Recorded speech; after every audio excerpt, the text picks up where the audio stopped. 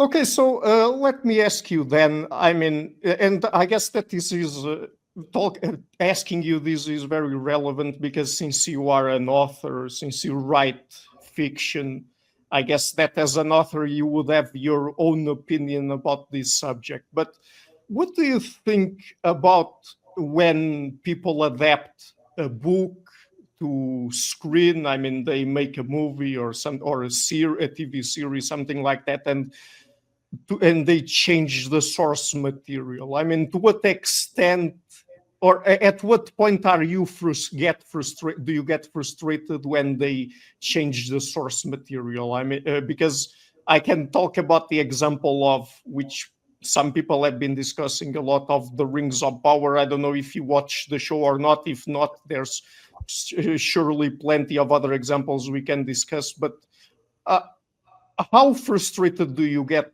How quickly do you get frustrated about it? I mean, what kinds of things do they need to change for you to get frustrated? Well, I mean, that would depend on the source material and how good it is and how attached I am to it. I think sometimes if the source material was just like a great idea, but not a good execution, a great idea in general, and then someone with real talent comes in and improves it, then that's a great thing. Now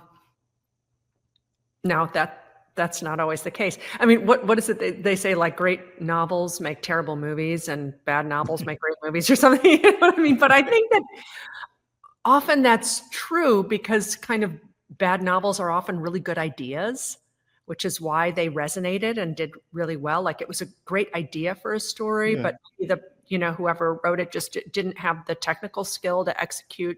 It just wasn't like a real aesthetic writer, maybe, or I mean, it could be a bunch of different things. So that depends. Now, what really frustrates me, and this is adjacent to what you're saying, and sometimes is directly relevant, but I don't like when people astroturf modern mores onto historical stories. I understand what you're saying. Yeah. You know what I mean? And I think that happens often with source material, that people do astroturf modern mores onto it because whatever it can be, maybe they believe it's going to be more palatable to viewers, and maybe it's too complicated to explain why someone would behave in a certain way in that context, and or maybe they are afraid that the character will not be sympathetic because they're behaving in a way that a character would behave in like 1746 or whatever it is. But I love history, and so that drives me crazy when I think, no, that's not how a woman would speak to her husband or a man out on the street in 1542. That's just not how she would do things. It doesn't mean that she wouldn't, figure out how to get her needs, but she wouldn't do it in that way, Yeah. So I figure if the source material resonated enough that the story was really, loved by a wider audience, and then that story is bought by, a company that wants to put it on screen, then why don't they stick to the original source material? I really don't understand that disconnect often, because the work has been done for you. People really want to see the story the way it is. So, how are you going to improve it? And if you are going to improve it, great. Sometimes it gets improved quite a bit. How do you feel about it? Yeah, I mean, there are things that frustrate me and others that tend to frustrate a lot of people that are really fans of the original story, but don't frustrate me as much. I mean, for example, there are aspects of changing perhaps the traits of particular characters or character development or certain aspects of the plot that are relevant to how the story develops and how the characters develop and so on. I mean, maybe things like that frustrate me, but at the same time, I understand. And of course, I don't know all the ins and outs of how this works because I first of all, I know basically nothing about how it's done, and I never talked with anyone about it. But I understand that when producing something audio-visual like a movie or a TV series, there are certain limitations in terms of the extent to which you can be faithful to the source material, because there are budget limitations, and then you have a 2-hour or 3-hour movie, and that's your limit. And if it's a TV series, maybe it's 40, 50-minute episodes or something like that, and 10 episodes per season, something like that. So there's those limitations. And then, I guess that there are things that don't bother me as much if they change. Like, for example, I can just tell you about certain things that bothered some people about the Rings of Power. I mean, the Rings of Power is an adaptation, or it was supposed to be an adaptation of the Silmarillion by Tolkien.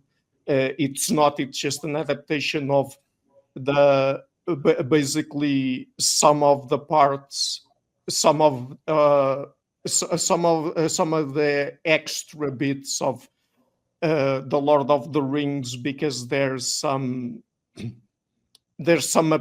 has some appendices, and so what they were able to adapt was that, because they couldn't buy the rights for the Silmarillion. And then they changed a little bit some things in the plot, and they added things that are not part of the original story.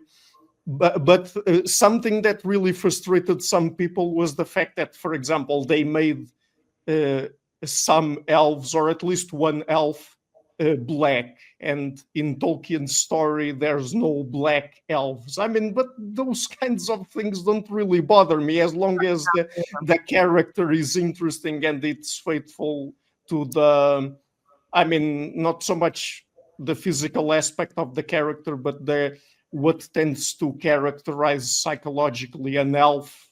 Or, for me, that's You're fine. already dealing with a mythical creature. What does it matter if it's a mythical creature that has a different, I don't know, race or ethnicity? Who cares? It's invented, right? Yeah, I think people get very attached to the way something is in their head. And I get that, and I don't think it's even necessarily that, someone is a racist and that bothers them. I think that it's often that they get so attached to what something looks like. But no, he was supposed to be blonde.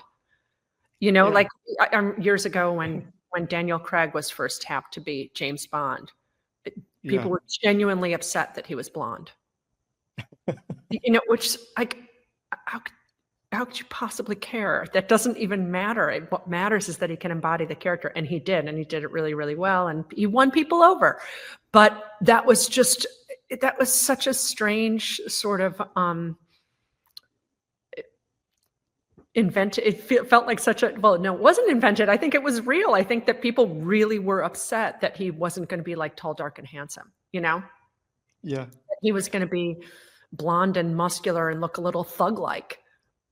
Instead of elegant, which is a real departure from the character, but it worked. And then there are times where it's the authors themselves that get a bit frustrated with the adaptations, and not so much the public, because, still talking about Tolkien, I assume you watched the Lord of the Rings, the trilogy, right? Oh, yeah. Yeah. So, if you ask most Tolkien fans, most Lord of the Rings fans, even the ones that are really hardcore, most people would say that the adaptation is at least a 9 or a 10 out of 10. But Christopher Tolkien, Tolkien's son, didn't really like it, because he thought it seemed like an adaptation for, he said it seemed like an adaptation for teenagers or something like that.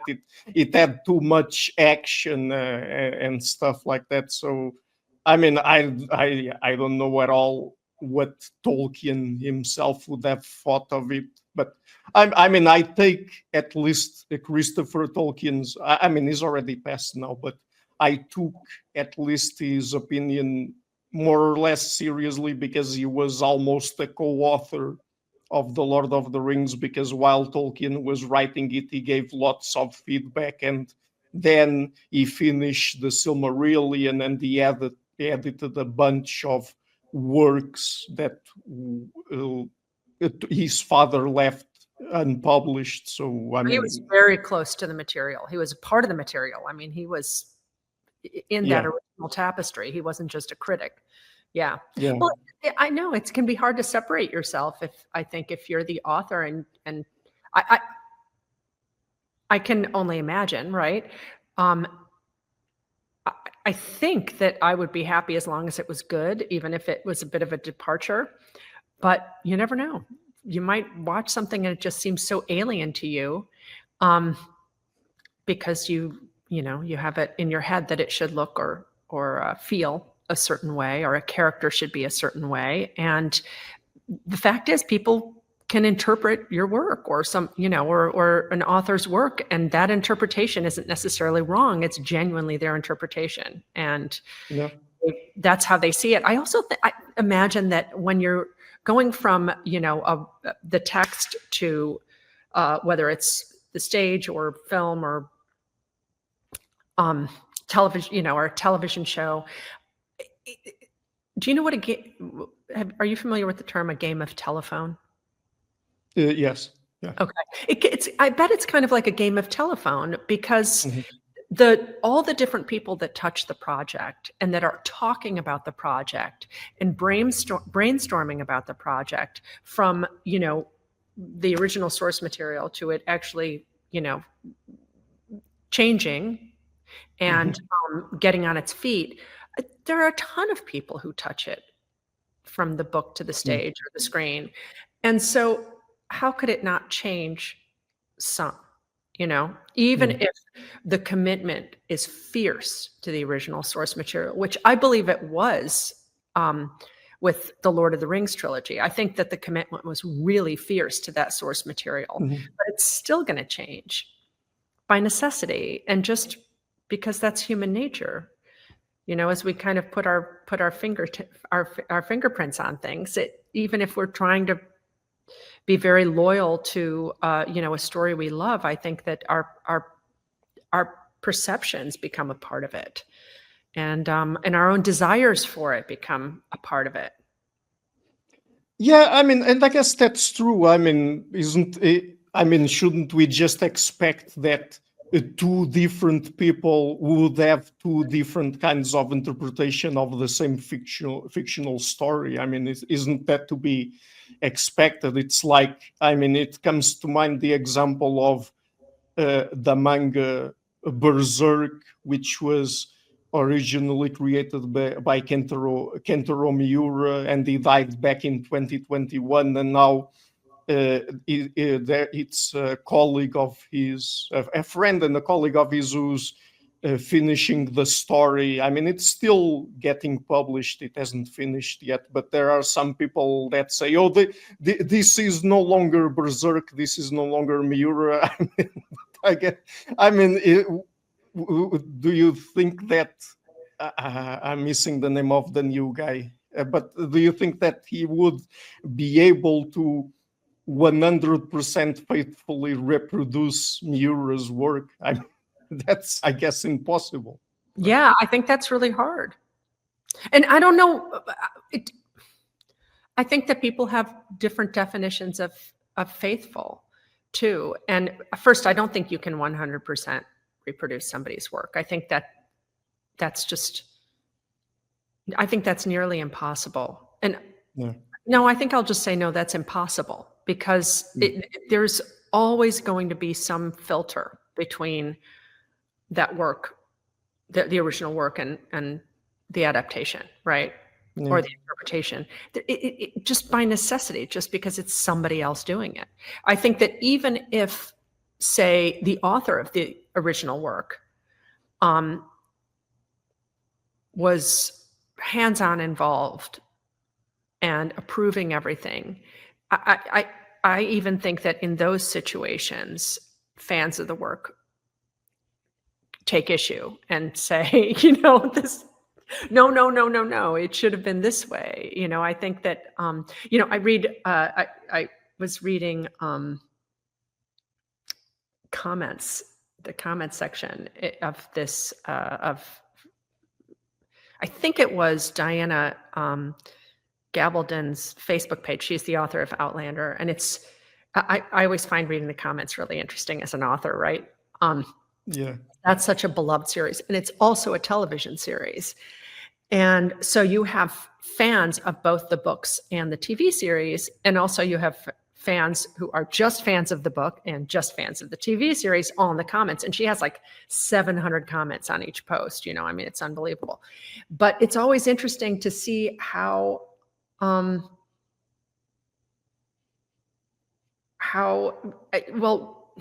rigid, I guess, and how really just stuck in a certain idea of how that story should play out. Some fans of the work are, and they'll actually get into arguments with the author. You know what I mean? And the author will say, well, no, that's actually not the way it is. I think it's exactly right how they're portraying it on the TV show, and that's exactly what I had in mind. And the fan will argue, no, it's not. You know what I mean? It's fun, and that's interesting for me. I love comment sections for that purpose. You're probably one of the few people who, there are many people who read comments, but there's not many people who like to read comments. Oh my God, I love reading other people's comments. It's a guilty pleasure. but just imagine for a second that someone asked you to adapt one of your books to movie or television. What if they made changes? What kinds of things would frustrate you quicker? Would it be if they changed a character's personality, the way a character develops, a plot points, or what exactly? Very possibly. Like I think if they made one of my characters a Mary Sue, you know that term, right? Yeah. That would really bother me, because I think that I understand it, because it's hard to make a person's quirks sometimes endearing, and you want the audience to be endeared by the character. You want them to be rooting for the character, and so I understand that, wanting to massage the character a little bit if the character does a couple of things that are acceptable on the page, because you can explain their behavior better. Yeah. And you're actually kind of in the character's head, sometimes directly, because it might be a first-person narrative, or indirectly even, where the context is just more complete in the novel, let's say. So I understand why somebody would do that, but I don't. I have a real aversion to Mary Sue's, and so that would probably get to me if I thought my character was just so right all the time and always doing the right thing. It's like, no, we don't always do the right thing. We don't. Even good people do questionable things sometimes, and they have reasons, and it's interesting to show those reasons, even if the reasons you're sitting back thinking, well, that's a load of BS. You know what I mean? But sometimes it's not. Sometimes, within that context, there's a really good reason why they did a shitty thing. Have you ever read American Psycho, the book? Because there's also the movie, but have you ever read the book? No, my husband did though, and we've talked about it. It's so funny because like there are certain books that I've read that he hasn't or that he's read that I haven't, but I feel like I've read them because I've discussed them with him. You know what I mean? American Psycho is one of them. Yeah, but I was going to say there are also things that are a little bit difficult to adapt to an audio-visual medium, because if you read Bret Easton Ellis' book, there are many bits there that are, I mean, really extreme in terms of the violence and very graphic, very, very gory. And I mean, I don't think that unless it was one of those movies that that was produced independently and then eventually would become a cult movie with extreme violence, I guess that it wouldn't be possible for the director of American Psycho to really adapt those bits, because it would be too much graphically. So, I mean, there are perhaps parts of the books where with very detailed descriptions of things that really have a very are emotionally very impactful in a negative way, that perhaps are hard to adapt to the screen. So yeah, and also it depends on how you want to tell the story of American Psycho. If you're, you know, if you're the director and you you want to get you know, you want to focus on the character more, then you might feel that the gore is really distracting, and you want some of the gore because obviously you want to demonstrate that this person is capable of doing really terrible things, and that's an important part of the character. But you know, gore, you know, the gorier you get, I think, in a movie, the more it becomes about the gore. Yeah, and it can be really difficult then to build characters that people people respond to, you know, and that they care deeply about, because just so much else is going on and people's heads are getting chopped off, and you know what I mean? I mean, that works in something like I don't know, the gore works in like Game of Thrones kind of stuff, you know, where you're dealing with a time when or a time, you know, it's pretend time, but you know, where there's a lot of war, and people aren't using guns, they're using axes and, you know, maces and all this stuff, because it's isolated. You know, okay, this is happening during a battle, or when someone is being attacked or assassinated, and then, you know, you have long stretches of time when people are just interacting. But in a story like American Psycho, I mean, just in the title, it's sort of about what he's doing. And if you spent the whole time focusing on the gore, I'm not sure that you would get as invested in the character as you do when you're reading it, you know, when you have, again, more context and more access to this person's life and their thoughts and their behaviors and, you know, the way they move through the world. Yeah, and I guess in terms of violence, I mean, it makes sense to present a lot of violence when it has some sort of purpose. Like, for example, a moral purpose. I don't know if you ever watched the movie Come and See, which is a World War II movie made by in the Soviet Union in 1985. Okay, so there's this movie Come and See, and I mean, it's an extremely, particularly at a psychological level, an extremely violent movie. But I mean, and you can even get a bit sick watching it. It's really extremely violent. But I mean, for me at least, it makes sense for it to be as violent as it is, because it's sort of presenting a sort of moral message against war. I mean, it's presenting war as being awful, as being really an extreme form of I mean an extreme event in human life and stuff like that. So I guess that what I'm trying to say is that for me personally, it makes sense if the violence they present, even it's really extreme, has a purpose to it. If it's just violence for violence sake, I mean, I don't know. It doesn't sound as good. So. It comes off as a carnival show then. You know, I might have seen Common Sea. I definitely saw a Soviet era film about World War II a few years ago. Both my two older children were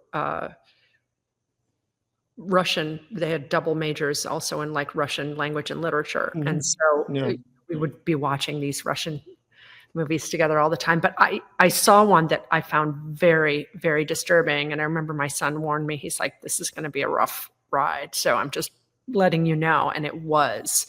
I can't remember what it was called, though. It started in a small village. Maybe that was, is that? Mm-hmm. Yeah. Okay. Yeah. I've seen it. Yes. Very disturbing movie, very violent, awful, and yet really good. And you do get invested in the characters, very much so. Mm-hmm.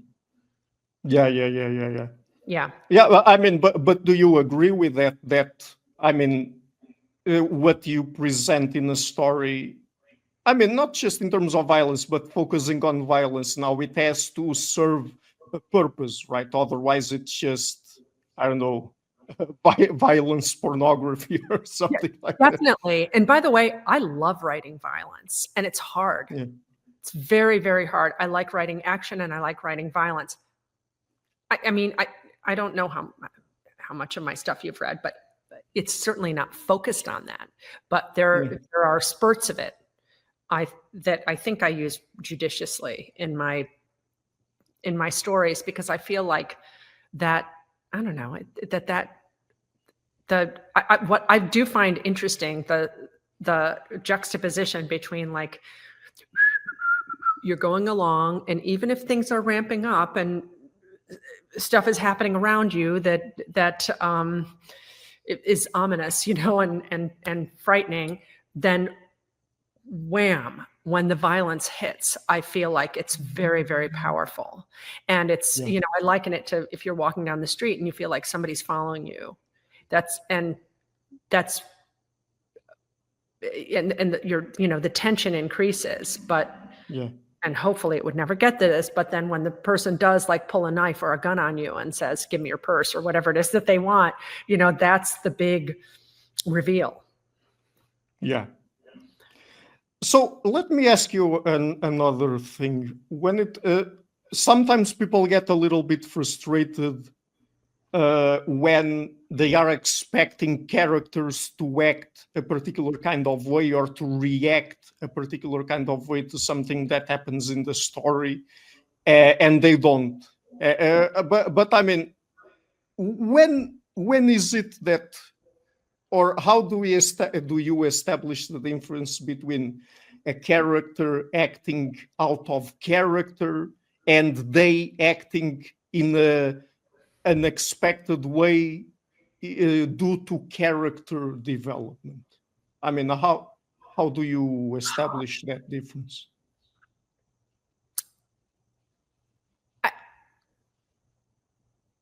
That's a really hard question.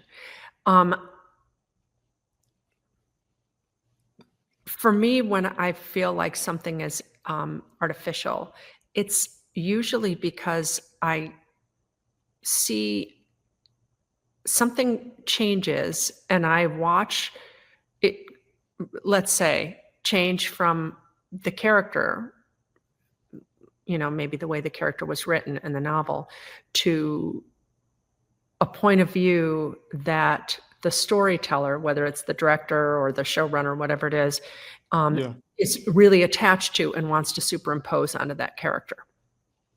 Yeah. Maybe to make a moral or political point, you know?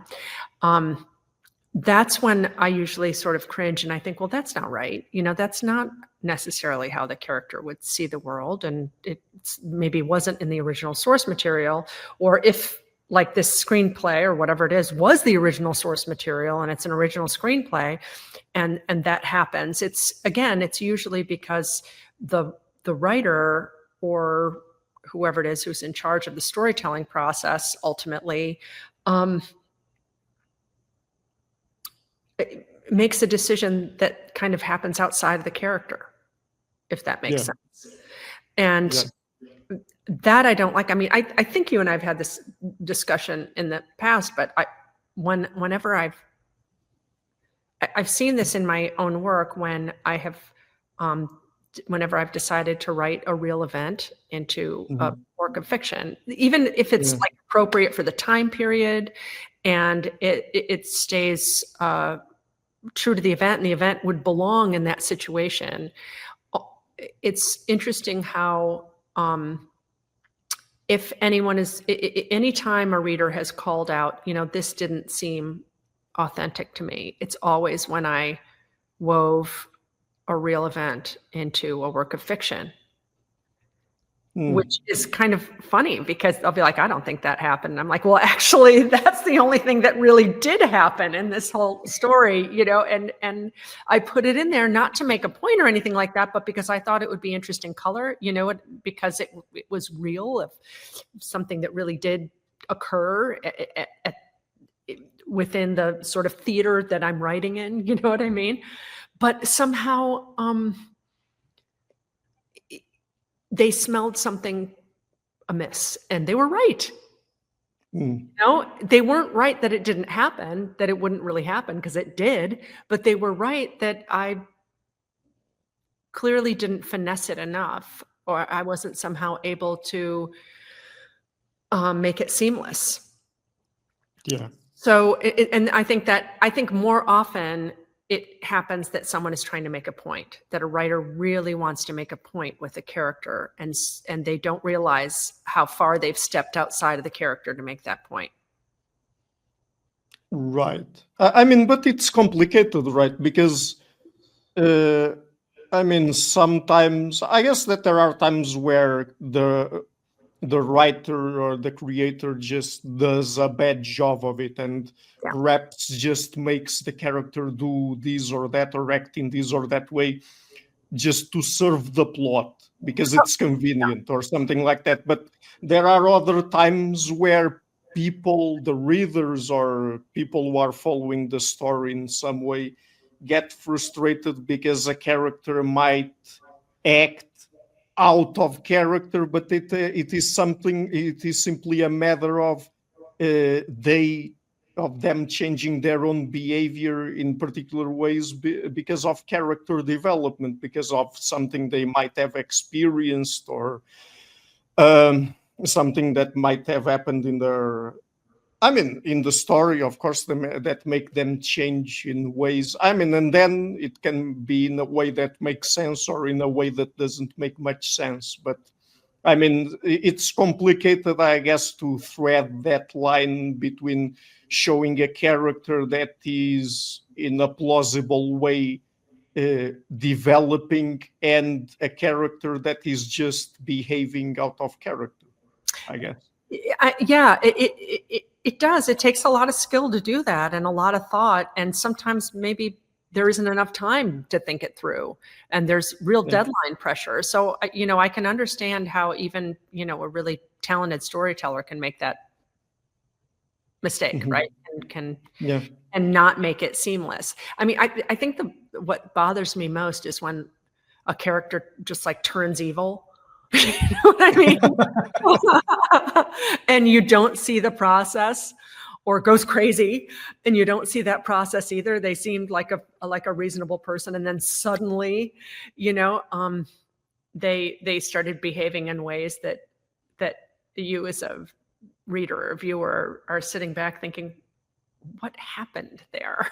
I guess that's some of the most interesting instances where the creator has to suddenly make a character be a person that is completely different from what she's seen in crime stories, because you are out to find who who committed the crime. And I mean, you have to be careful to drop some subtle hints here and there that perhaps the true criminal is that sort of person, who would commit a crime, but at the same time they're trying to hide that Well, they did it. So but that's a little different though, because in that case, that person's always been the criminal, the evildoer. yeah. But they're pretending they're not. And so the hints that you need to drop, for one, is that they're pretending, but there's you give a certain grace, I think, to that story then, and the way that character unfolds, because you understand, oh, that person was pretending to be a nice person, but really all along they were the bad person who would kill you, right? I think that what is tough is when a character really does either turn evil suddenly, or turn good suddenly. Yeah. They were like this terrible evildoer, and then suddenly they're like, well, I have seen the light. Now, maybe you can do that really cleverly, like, with the conversion of St. Paul, but then there was a supernatural element to that, where God visited Paul and knocked him off his horse. He wasn't just riding along thinking, I just slaughtered a village, but that was a terrible thing to do. I'm going to be good now. You know what I mean? That just doesn't,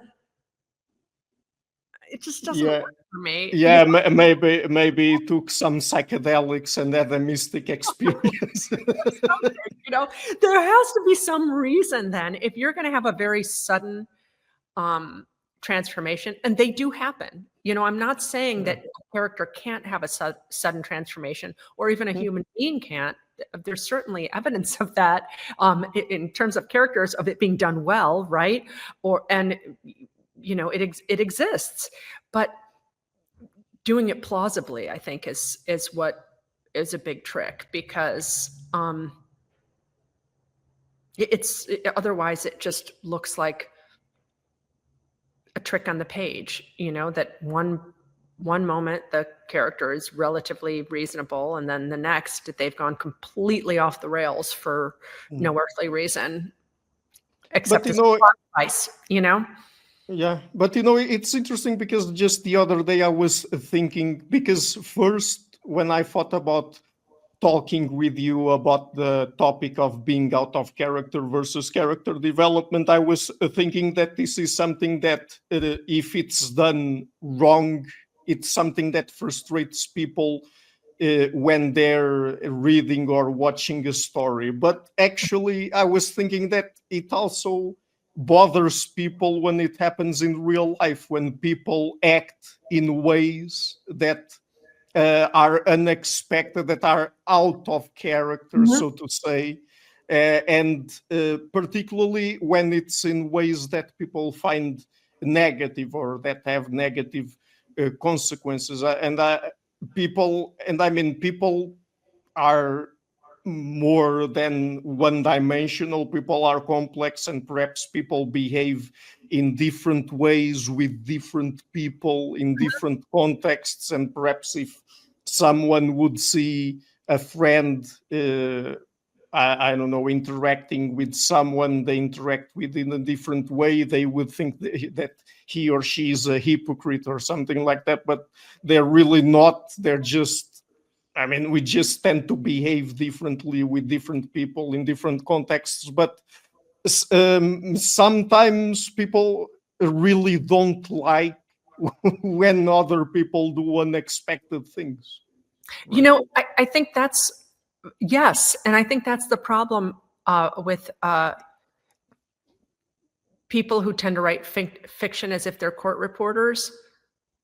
You know what I mean? And just, when I've worked helping people edit their work, helping people edit their writing, sometimes you'll be talking to a writer, and they'll say, but that would really happen. I knew someone who did that, who behaved like that.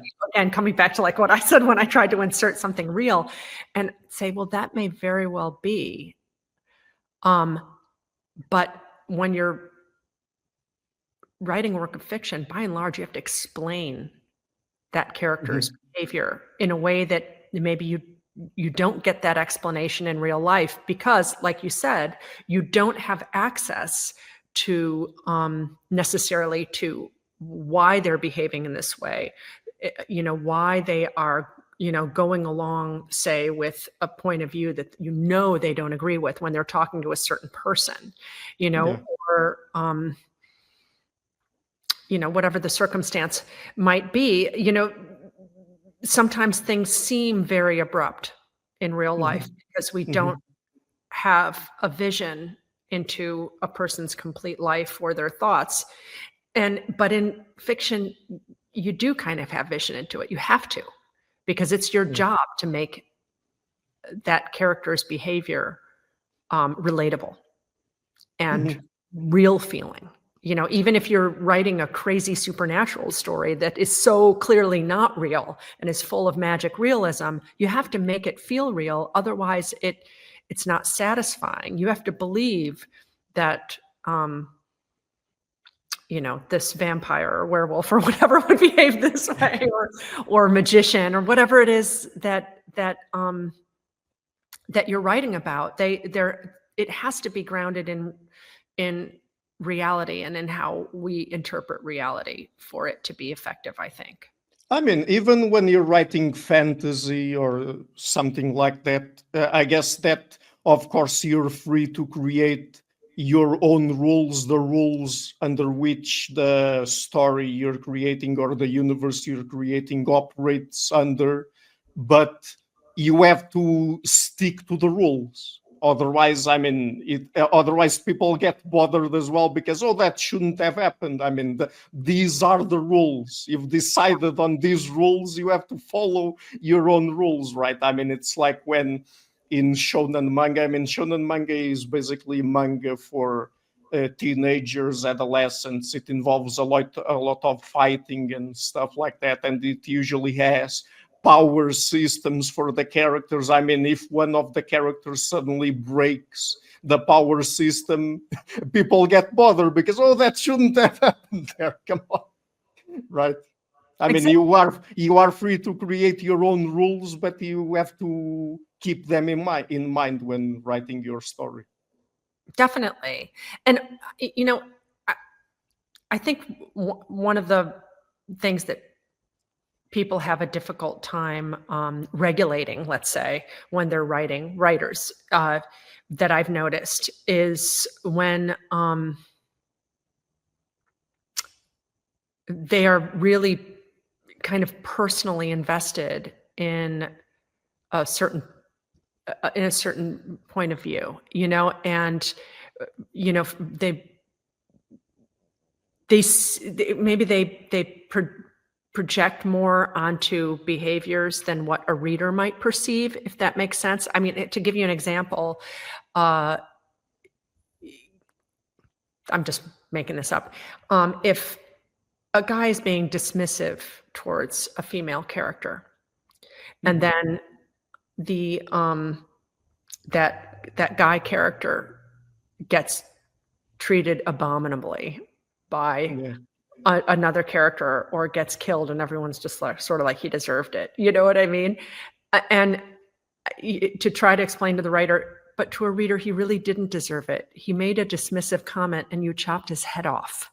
I mean, again, I'm being hyperbolic, but you know, people do that because they're projecting their own experience onto that person, and that one character who, say, made the dismissive comment, um, all the reader saw or read was that dismissive comment, whereas the Yeah. writer had a whole, like, that was just the tip of the iceberg, and then there was the whole bottom part of the iceberg for the writer of resentment and things that they'd seen and experienced that they were projecting onto that character, but that didn't make its way onto the page. It was just that one dismissive comment, and then the guy got, skinned alive or whatever, and it was treated as if that was just desserts. You know what I mean? It's stuff like that I think can be really hard for people to regulate, because I think what is maybe not intuitive about the writing process for people is just how much you have to be able to step back from it, because it's such a personal process, and people view it as so personal that, oh my God, when I mean, I remember talking to someone and they asked me if I fantasize about my characters the way one might if you watch, say, a television show, or you read someone else's work and you develop your own fan fiction in your head. And I said, I never do. And they were like, what do you mean you never do? You must love these characters. You made them up, you wrote them. And I'm like, I never ever fantasize about my own characters. I mean, just never. The only time I fantasize about them is when I'm trying to figure out what they're going to do next. But that's not a fantasy. That's a lot more strategic than a fantasy. A fantasy is a lot more organic, right? And it caters to your own desires. And fantasies are rarely appropriate to put into your work too, because they're so personal, and rarely do they resonate with other people the way they might resonate with you, because they're so particular to you and what your needs might be at that moment. But I always try to explain that. I'm like, no, you actually, in order to write effectively, most of the time, not always, there's always an exception, but most of the time you actually have to have quite a bit of distance from your work, because you also have to be able to kill your darlings, like they say. You have to be able to go back to your work and a lot of times take out things that you might feel, oh, I did such a good job on that. You know what I mean? Or, oh, that would make such a beautiful scene if it ever made it into a movie or whatever. There are so many, different ways that you might perceive something that you've written and become so attached to it that it's hard to take it out when it really does not belong and drives down. So I guess I've never asked you this before, but when you're developing a story for a new book, how do you do it? I mean, what do you think about, and how much do you plan? Do you think about themes, the plot, the characters, specific events? I mean, I've heard authors saying that, for example, George R.R. Martin said that what made him create A Song of Ice and Fire was that he had a dream about a wolf, and then it was from that dream that he started doing his world building, let's say. And Eiichiro Oda, the creator of One Piece, said that from the very beginning he had the ending of the story already set. And of course, people who follow One Piece like me were all excited to eventually know what that ending will be like. But I mean, how do you plan things, basically? That's evolved over the years. I used to plan very little. I was what writers call a pantser. There are pantsers and plotters. Pantsers like flying by the seat of their pants, and plotters, well, plotting, right?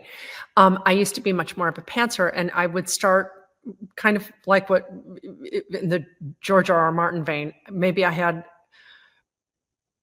an image in my head, whether it was from a dream or a story that, one of my family members, my grandmother, say told me, and I found that image really powerful and started writing a story around it.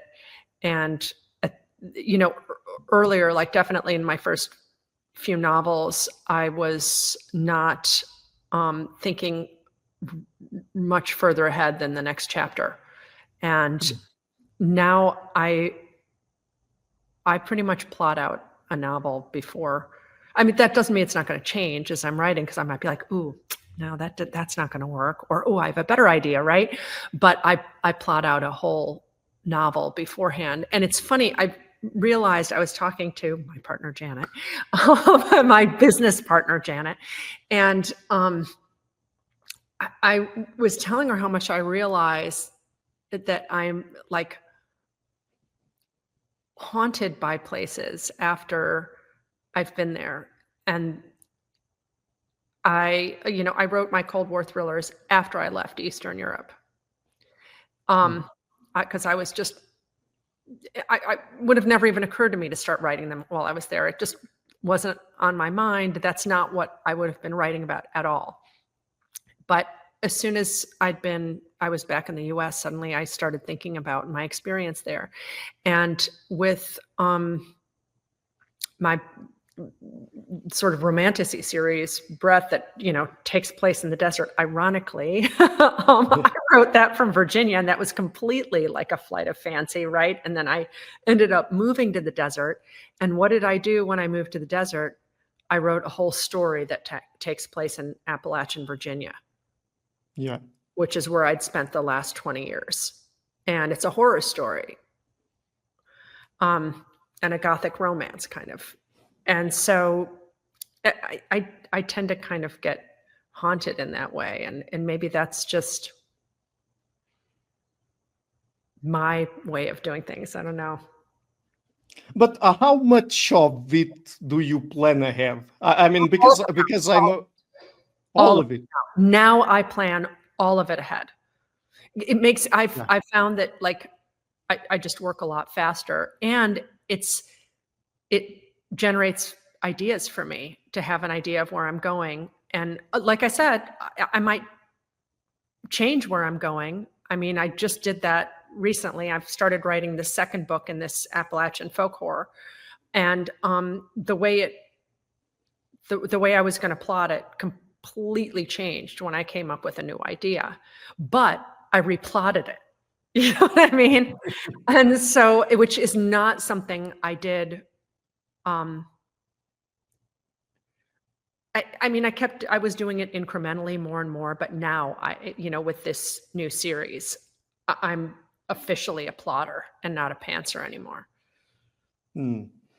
Yeah, but no, because I was wondering, because it's interesting, different people have different ways of creating stories, and I was wondering to what extent doing things, planning less, can have some risks in terms of contradicting some of your previous story later and things like that. Because, for example, Ichiro Oda, and I guess it does a great work when it comes to dealing with new elements that he adds to his own story. Because I learned recently that, okay, so there's the main character, Luffy, and then initially he planned on what would be perhaps a 500 chapter manga, still a very long manga, but much shorter than what it already is. It's already on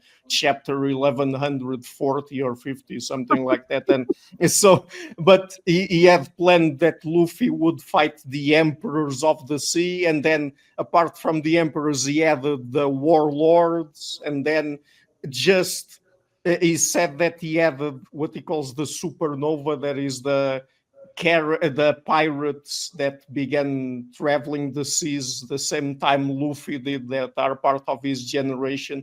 He added them just the same chapter that he had the idea of adding them. So it could have gone really wrong, and for some reason it didn't, or at least the story seems very consistent. So I was wondering how much you really have to plan for the story to end up looking good. I think that one way or another, if you don't plan it at least partly upfront, you will have to have a lot more discipline in the editing process to make sure that you have, connected all the dots. Because, when you're adding elements, which I still do, even if I plan something out, like I said, I completely changed a significant element of the second book in this Moon Witch series that I'm writing. And I just replotted it, because otherwise, if I at this point, if I write by the seat of my pants, I don't want to be doing as much work on the back end as I've done in the past. I want a more disciplined structure, and this is probably the most disciplined I've been from the, on the front end, if anything that I've ever written. But I think I used to believe, and maybe there was some truth to it then, that if I put too much emphasis on plotting, that I wouldn't, that it would strangle the story. I think probably a lot of pantsers believe that, and I definitely believe that, and I don't believe that anymore. I actually think it works better, and that you're still welcome to add surprises and to be surprised by your own imagination and decide that you're going to make significant changes.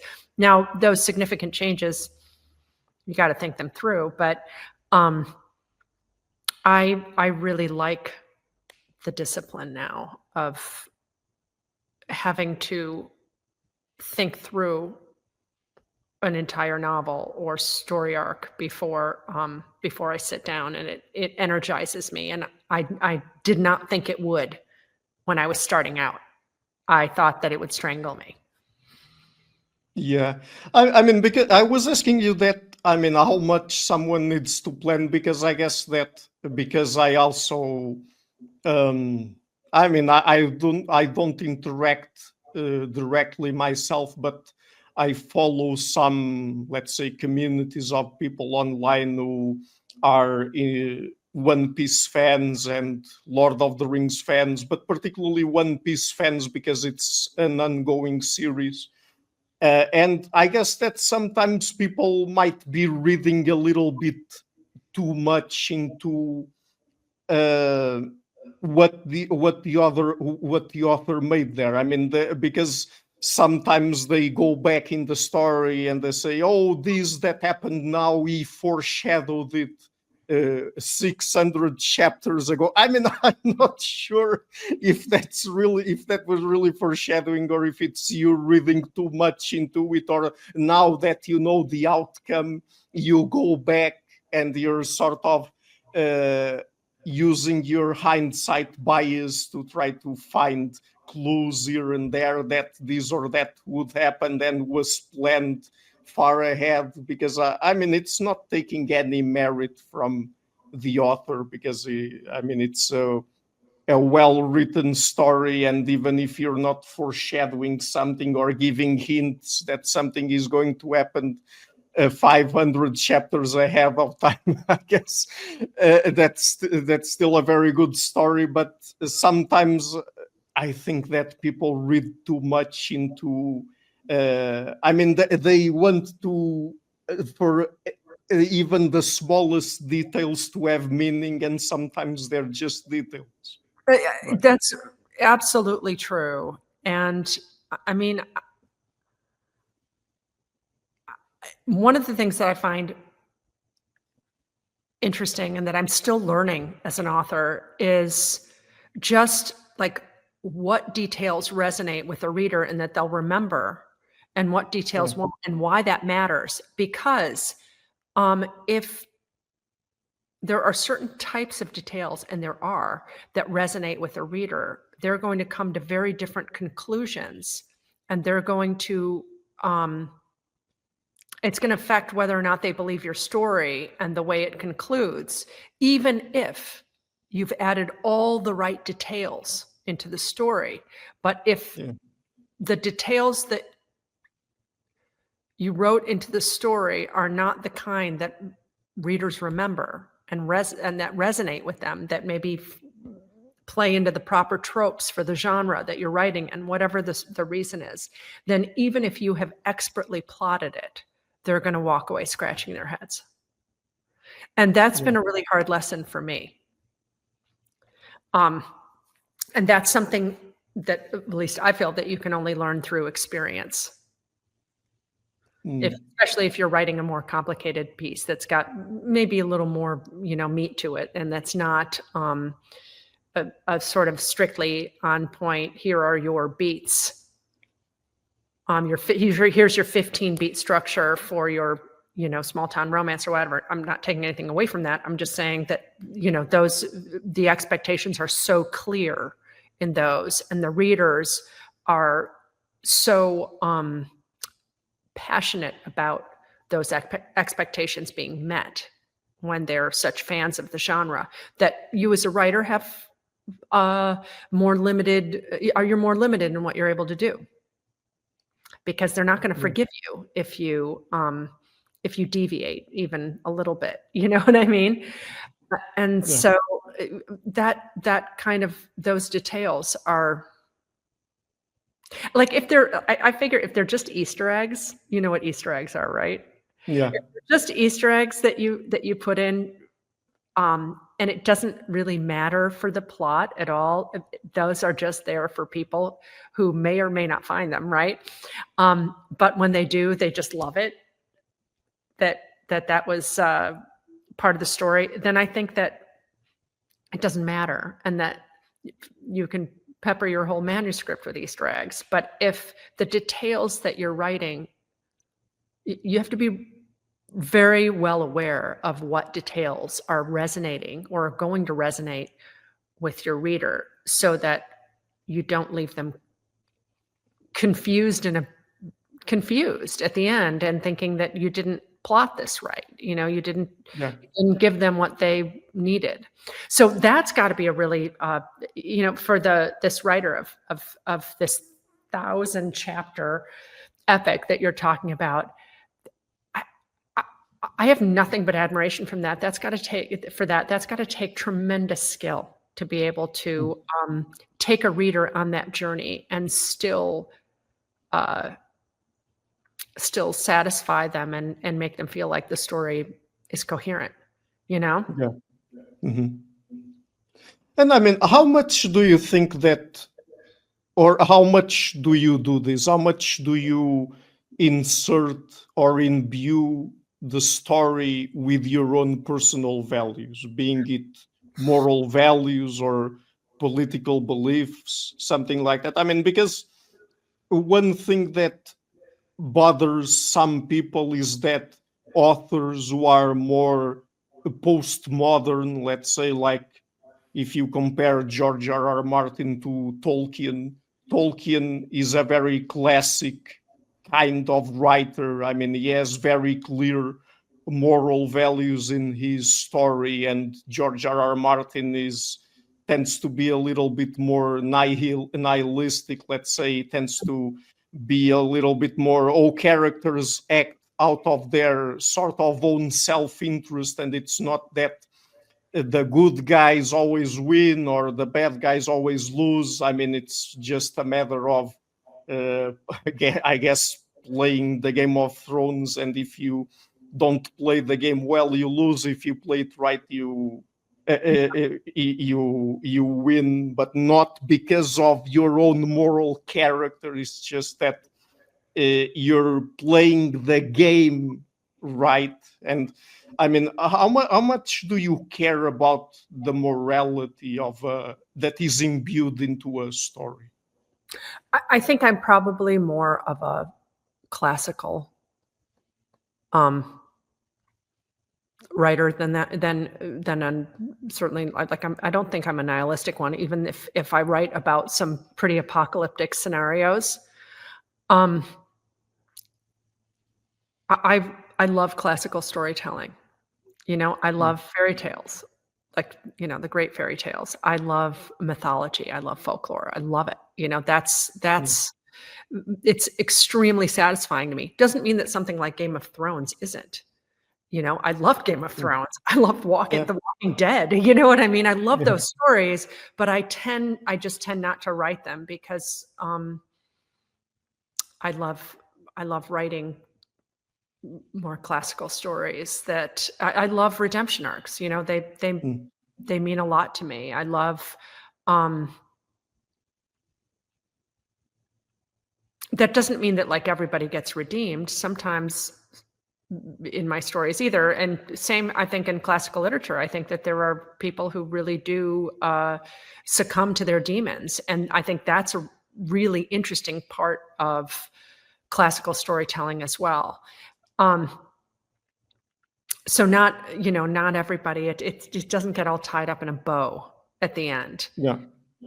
With a happy ending for all. But I do like that classical structure. I think that it really resonates with most people too. Mm. And maybe that's one of the reasons why I like kind of writing in that realm, because I feel like it transcends cultures, and that there's something that is for everyone in it.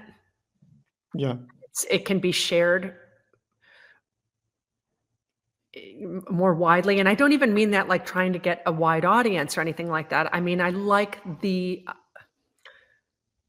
I love being able to the fact that we can discuss stories together, even though, we're from different cultures. And I mean, granted, we're both from Western culture. We have a lot of dotted line and some solid line connections in our cultures. It's not like talking to somebody who is from a completely different, who has a completely different perspective. Yeah, and I mean, even artistically speaking, we've read lots of the same books and watched lots of the same movies. So I mean, in terms of artistic culture, we have a very common basis.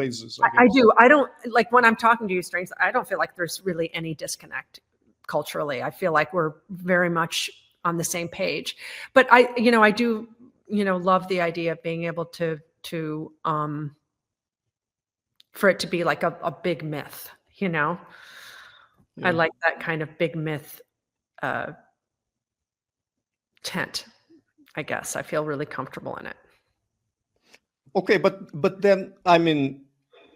But no, I don't like it when something is, say, overtly political or heavily handed when it comes to a certain maybe religious point of view or something like that. Okay, even I'm religion at all, or politics for that matter. Okay, I will come back to the political then, but when it comes to morality, I mean, what do you do to avoid it being moralistic? I mean, instead of just being a moral story, being like a morally being morally preaching. I mean, your own values. You know what I mean here? I think the biggest defense against that is writing multifaceted characters that are whole people and not, caricatures. Yeah. It's really, I think you get into trouble as a writer or storyteller with, say, politics and morality when you're writing your opponents in a kind of silly way. And they're cartoons and not real human beings who have a point of view that you simply don't share. Yeah. But that it's not because they're necessarily inherently evil. And even if they are, by the way, inherently evil, I think that there has to be some richness to that. There has to be some explanation of it that makes that character whole, that makes them multifaceted, that makes them interesting. I don't think cartoon characters are interesting. And I mean, sorry. I mean, I guess that cartoon characters can be funny. I mean, if you watch Tom and Jerry, I mean, it's for kids, but it. No, that's not what I mean. I love cartoons. Yeah. I love Bugs Bunny. I love SpongeBob. I mean, making I should say caricature, not a cartoon character. Yeah. When you don't take your opponent, whether it's a moral opponent or a political opponent, seriously.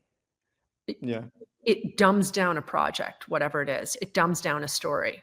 You must take them seriously. Yeah. And you can't assume that you are so smarter than they are. Yeah. Or so more moral than they are. Yeah. I just think that, the IQ of a project drops really considerably when that happens, when there's that overt moralism and overt politicization that no longer rings true of people, Yeah. And about the politics, I mean, there's there's an author that I mean, I just can't like what she wrote. I mean, it's just too it's just too silly for me. That Ayn Rand, I mean, Atlas Shrugged. It's, Oh yeah, yeah. I mean, it's basically shoving her own politics Oh my down God. your Yeah. throat. Oh yeah. It's And I mean, but what one interesting thing about that is that I don't like it. I really don't like it. But perhaps, at least to some extent, is because I am left wing. Because right wing people, particularly right wing libertarians, there are many people who love that book. I think part of it is that their views aren't represented often in, in art. I think that, artists tend to be, more, open. And I think the more and less conservative, and I mean I mean that in a very broad sense. I think even artists who might lean right on the political spectrum still have this kind of maybe broader view of people and experiences, because their job is to consider them, and not just their job, but that's kind of how they are naturally. They're interested in people. They're interested in situations and picking them apart. But I think with I mean, Ayn Rand was such an interesting character that I think that because people also knew her as a person and as a philosopher, that made her work more interesting than it actually was, if that makes sense. Because it's very stock charactery, it's not, all the things that we've been talking about. Her characters are not multifaceted, they're really pretty, they're stock, but she's so interesting. And I also think, like I said, that, libertarians and kind of a certain type of right-leaning person does not see their worldview represented in art very often. And so when it gets presented to them, they're very attached to it. Yeah, but at the same time, then there are people who imbue more of their story with their own politics, and there are even I mean, I'm not sure if there's a specific term for this, but do you know authors like Bertolt Brecht? Or, I mean, yeah, I mean, he was basically his plays. I can't remember exactly if he also wrote poetry or not, but his plays were political plays. I mean, the purpose for him of writing the plays he wrote was to sort of create a political manifesto in the form of a play. So it's not that his works have political aspects to them; they are political. But it doesn't bother me as much as Ayn Rand does, and I'm not sure if it's because, again, I'm left wing, and he was also sort of promoting left wing values, or if it's just properly defined kind of creation that is political in nature, and so it doesn't bother me. And in the case of Ayn Rand, I know what her political beliefs were, and I know that she manifested them in Atlas Shrugged, but I mean, it sounds like it was supposed to be a fictional story, but it's very silly because the characters are almost caricatures of themselves in terms of how simplistic they are and things like that. So, I mean, what do you think of all of that? Well, her stories are classic propaganda stories that that I think she just I imagine she did this deliberately, because she's, I think, too smart not to have done it deliberately. She took basically the Soviet propaganda structure for a story and inverted it. Yeah. Which, I mean, my back in, when I was living in Prague in the 1990s, my theater company, we decided to put on a communist propaganda play. And it was really funny because I was in charge of finding the communist propaganda play, for one, because I was the only one who could read and write Czech, right? So I was going through these plays, and they were, oh my God, they were so god awful that it was honestly hard to get through 2 pages of them. And the one I ended up choosing, I chose because I could actually get through more than a few pages. And I thought, well, this is the best we can do. And it was interesting because it turned out that this play was at one point mandatory for every theater in Prague to be putting on all the time. Yeah. Like it had to be in the repertoire. And it was written by someone who wasn't a playwright, but was very passionate about it. So maybe that was it. That was part of it too, because he really did put his heart into it, even though it was an absolute piece of shite. I mean, it was so terrible that it was just so terrible. But the other stories, I believe, were so terrible because real writers were being forced to write them, and you could kind of feel the resentment. Yeah. And so they were being written purposefully badly, if that makes sense. Yeah. Whereas Vasha Kanya, who wrote this communist propaganda play, he was just a true believer. And it was so funny because the play was so bad that literally a few days before we were supposed to, the play was to debut, several of the actors just took off and quit. And we had to scramble. We took a director from one of our other plays who played the title character, and he had to, like, luckily, he was a Scottish director, but he'd been an actor, so he could learn the lines quickly, and we absolutely had to scramble to get this story up, and we did by the absolute seat of our pants, and it ended up being one of our most popular plays, shockingly. And the Czechs loved it because it was kind of like a nostalgia piece for them. And what was really interesting about this play was that in order to subvert it, the actors and directors at these theaters that had to put this play on decided they were going to play it like it was Shakespeare, that they were just going to play it like they meant it. And so the audience would be laughing at all the wrong times. Not the wrong times, but the wrong times as the writer and as the communists intended, because they wanted the, they were trying to put out their message.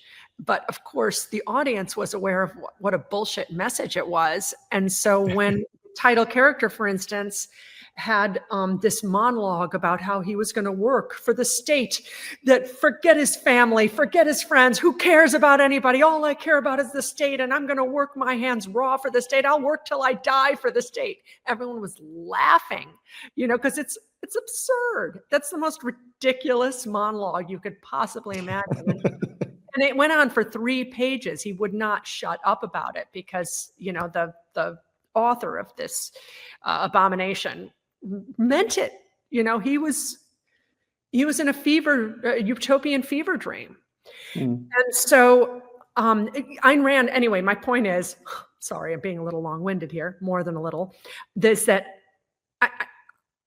Ayn Rand saw that going on in Soviet Russia, and she had to sit through abominations like that. And so she decided that she was going to write and a sort of anti-communist propaganda. Yeah. That's what I feel. I feel like she very much did it on purpose. I don't see how she couldn't have done it on purpose because the structure was identical. And she knew exactly what a propaganda play was. Are you familiar with José Saramago's work? I mean, the Portuguese Nobel Prize in Literature from 1998. I'm not.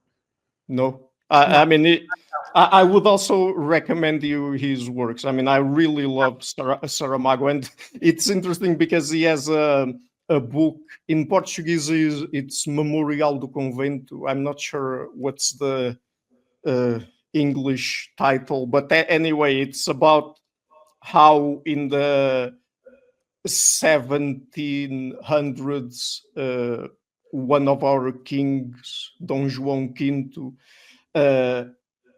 built a convent in a city called Mafra, and he basically mobilized the entire country. I mean, even agriculture was in shambles because he mobilized most men in the country just to work on constructing that convent. And one thing that Saramago does at a certain point in the book is, because he was a communist as well. I mean, he was really left-wing, Saramago. But one thing that he does is that because he really dislikes the fact that we say that Dom João V built the convent of Mafra, and it was not he himself who worked on building it, it was the workers. He spends like 3 pages just enumerating the names of a bunch of people who work there. So, and you can skip the 3 pages and you miss nothing. But I find that fantastic because it's like a great manifestation of his own left-wing values. Oh, now I'm going to spend 3 pages just making a list of names of people, presenting a list of names of people who built the convent, because those are the people who deserve to be acknowledged and not the king. Yeah. Oh my God, yeah.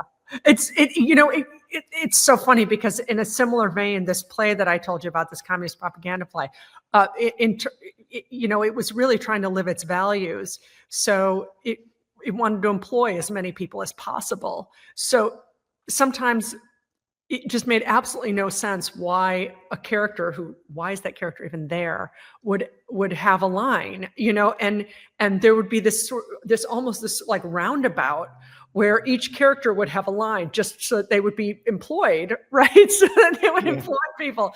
So it was completely uninteresting for the audience, right? Because it would be like, well, hello, how are you?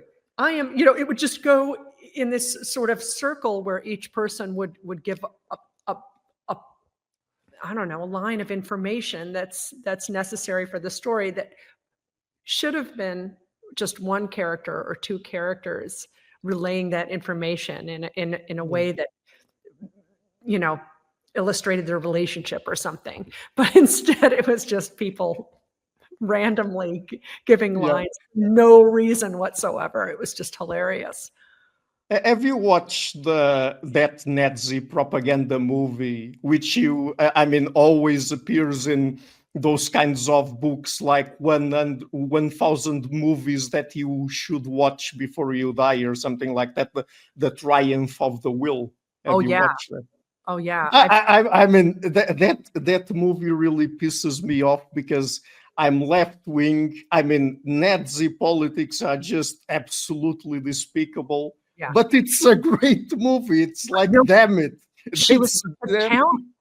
I know, it's unbelievable. I saw it at an archive, an archive in Prague, when I was doing research for the BBC.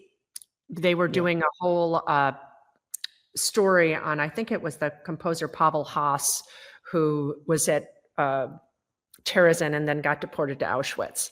And so I was doing some research for them. And so I saw Triumph of the Will there. And I also saw Hitler Gives the Jews a Town, the Red Cross film, right? Yeah. And a few others. And it was just amazing. I mean, and on top of it, to be able to see it in this old archive, with the, the reels and everything, I felt like it was, 70 years ago or whatever. It was crazy. Yeah. But Leni Riefenstahl, is that her name? She's, God, what a talent, Yeah. I mean, it's really bad because of the politics, but Oh, it's awful. Yeah. but it's really good political propaganda. Oh my God. I mean, man, if you know, if every political party had that good political propaganda, hell. Yeah. No, I mean that's another thing. I wasn't planning on asking you this, but since the conversation led us this way, I mean, I hear many times from people, particularly perhaps people who are more left-wing minded or something like that, that they say that they tend to associate art with being intrinsically, I mean, art as an activity that is intrinsically anti-totalitarianism, anti-dictatorship, and stuff like that. But I mean, I don't agree with that at all. I mean, you had great, amazing artists that basically their creations were very much for the kinds of regimes they lived in, and but that Yeah. promoted artistic pieces that promoted very much imperialism, totalitarianism, dictatorship, and far right values. Well, So I think people on either side of the political spectrum, I think, again, when you're a true believer, you believe you are actually setting people free yeah, with whatever it is that you're imposing on them. You believe that that is freedom. yeah, And you can see that in Soviet propaganda, where you can literally find Soviet propaganda that will say something to the effect of "these chains are freedom." mhm, You know what I yeah, mean? yeah, And I, that's that is a part of the human experience. I think we see that in religion. You know, I think that certainly that was I've seen that in my own, like in my own religion, Catholicism, where um, it's presented as these strictures are your freedom. This is your ticket to freedom, right? And you see it in politics. You see it in all sorts of stories, and you know, mhm, in folk stories even, and I think you even see it in sex practices, like with like BDSM and things like that, mhm, which I think kind of have trickled down from Catholicism. um, but it's this concept that we clearly relate to some extent, at least, or to a large extent as humans, that um,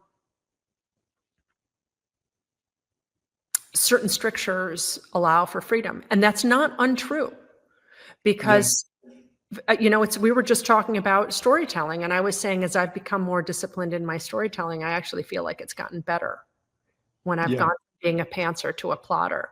And I was a pantser for mhm, most of my writing, you know, life. mhm, Um, so, you know, there is some truth to that. We have to have order in our society in order to feel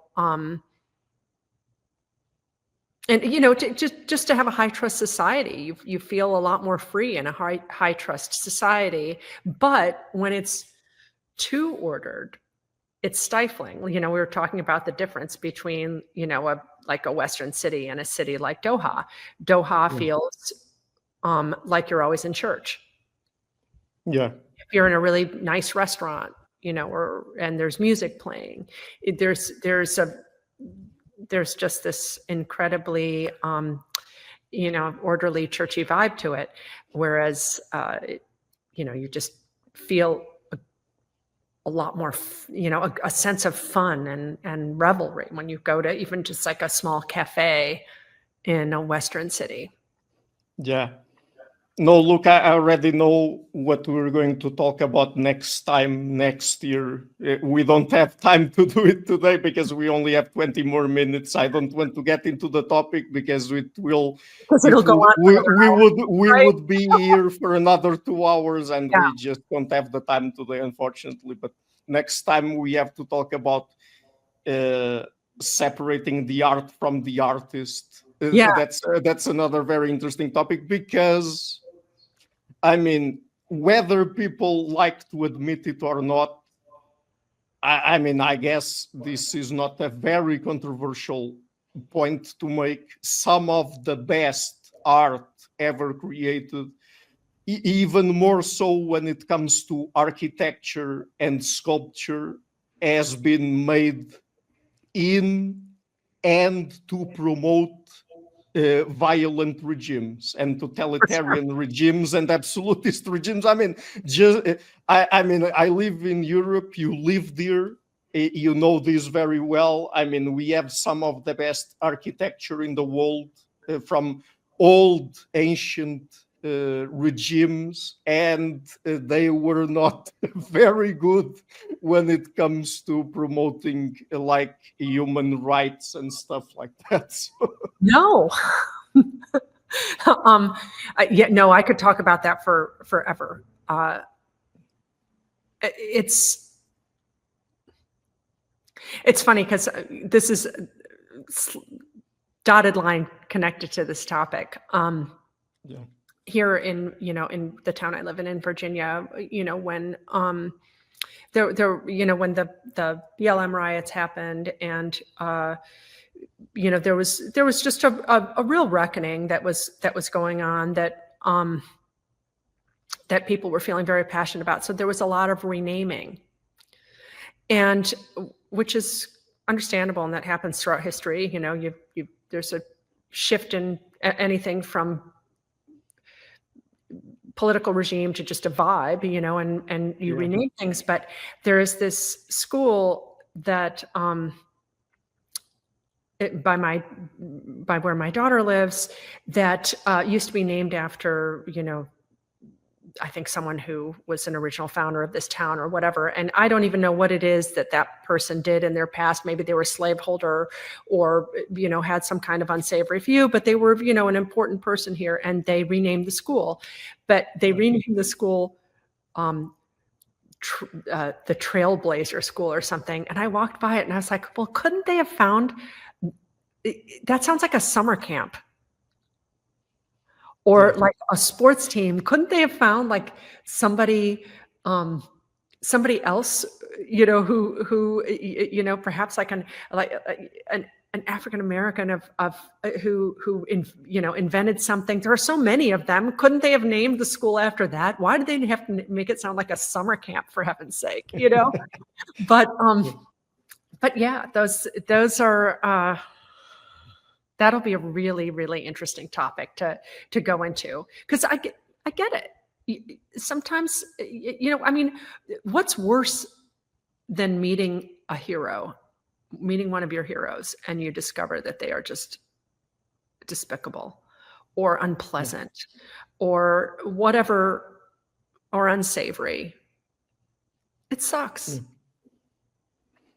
Yeah, I mean, and I guess that particularly for, I don't know, people who lived during the Renaissance and even in more ancient times, I mean, if you were an artist, you didn't have a lot of options. I mean, basically, if you wanted to live off your art, you had to have patrons, and patrons were the people who had money, and people who had money were the ones who benefited from being part of the regime, and they would want you to create pieces of art to promote those kinds of political values, right? Yeah, those things are all connected. And you have some you have some artists who are like chased out of towns because they were preying on 12-year-old girls, and yet they created beautiful art. And so that's a real conundrum, I think, for us, especially right now when that information is so readily available. Because in past generations, you might not have known that even about the artist, because that information just wasn't widely available. Their life while they were living was not that interesting because their art wasn't known. They weren't famous until after they died. And so nobody even took note of who they were and what they thought and what they were doing. And you really would have to excavate in order to find out that someone was a real son of a bitch, you know what I mean? But now all that information is so readily available. And so people seem to be seeing simultaneously the person's work and who they are. Yeah.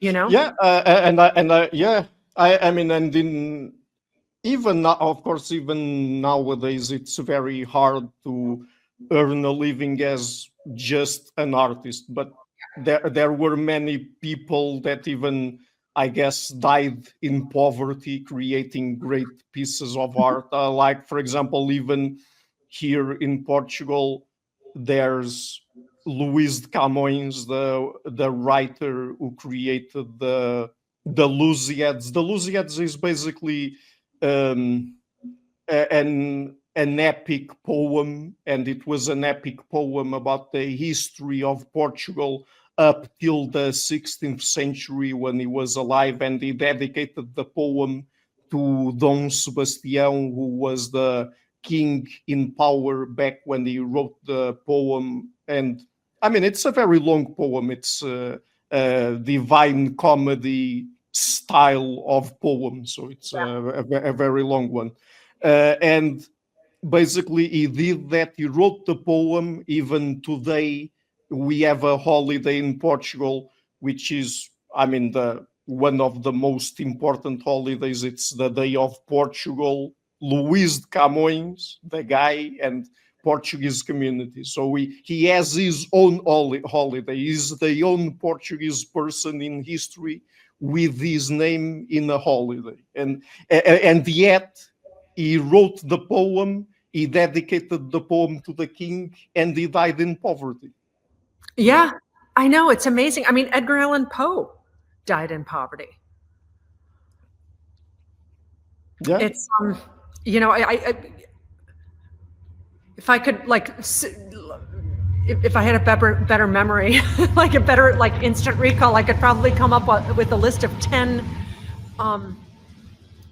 artists who died in poverty, who, you know, whose work is everywhere now and is so instantly recognizable, and their work is worth God only knows how much money, and they could barely feed themselves, and, you know, often died of, like, consumption, you know, in some hole in the wall. Yeah. Okay, so I mean, should we leave it here? I mean, leave just I'm sorry about the train. No problem. I understand that. So yeah, I guess we're already leaving people with the teaser for our next conversation next year. So, and I guess this is a good point to wrap up our conversation. So. Hi guys, thank you for watching this interview until the end. If you liked it, please share it, leave a like and hit the subscription button. This show is brought to you by Enlights, learning and development done differently. Check their website at enlights.com, and also please consider supporting the show on Patreon or PayPal. I would also like to give a huge thank you to my main patrons and PayPal supporters: Per Ergo Larsen, Jerry Mullerens, Frederick Sundo, Bernardo Seixas, Olaf Alex, Adam Kessel, Matthew Whittingbird, Arno Wolf, Tim Hollis, Eric Alenia, John Connors, Philip Forrest Connolly, Dan Demetri, Robert Windiger, Rui Inácio, Zup, Marco Neves, Colin Holbrook, Phil Kavanagh, Michael Stormir, Samuel André, Francis Forte, Tiago Nunes, Fergal Cossen, Hal Herzog, Nuno Machado, Jonathan Labyrinth, João Linhares, Stantanti, Samuel Correia, Eric Hines, Mark Smith, João Eira, Tom Hummel, Sardas France, David Sloan Wilson, Yacila Dez Araújo, Romain Roach, Diego Londonho Correia, Yannick Puntar, Dana Rusmani, Charlotte Bliss, Nicole Barbaro, Adam Hunt, Pavlo Stasevski, Nelek Bach, Guy Madison, Gary G. Alman, Sam Afzal, Adrian Yeager, Paul Tolentino, João Barbosa, Julian Price, Edward Hall, Edin Bronner, Douglas Fry, Franca Bortolotti, Gabriel Ponce Cortez, Ursula Litsky, Scott, Zachary Fish, Tim Duffy, Sonny Smith, John Wiseman, Daniel Friedman, William Buckner, Paul George Arnaud,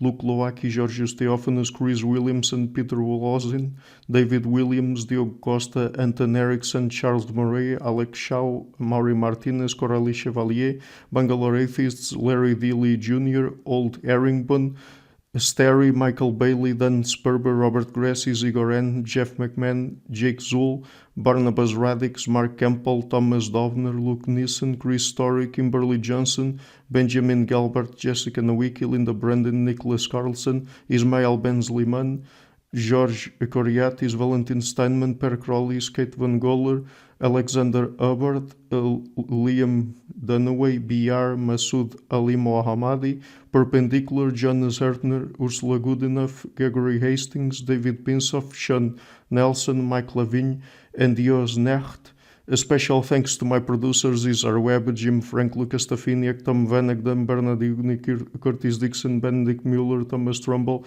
Catherine and Patrick Tobin, John Carlo Montenegro, Alnick Ortiz, and Nick Golden, and to my executive producers, Matthew Lavender, Sergio Quadriano, Bogdan Kanivets, and Rosie. Thank you for all.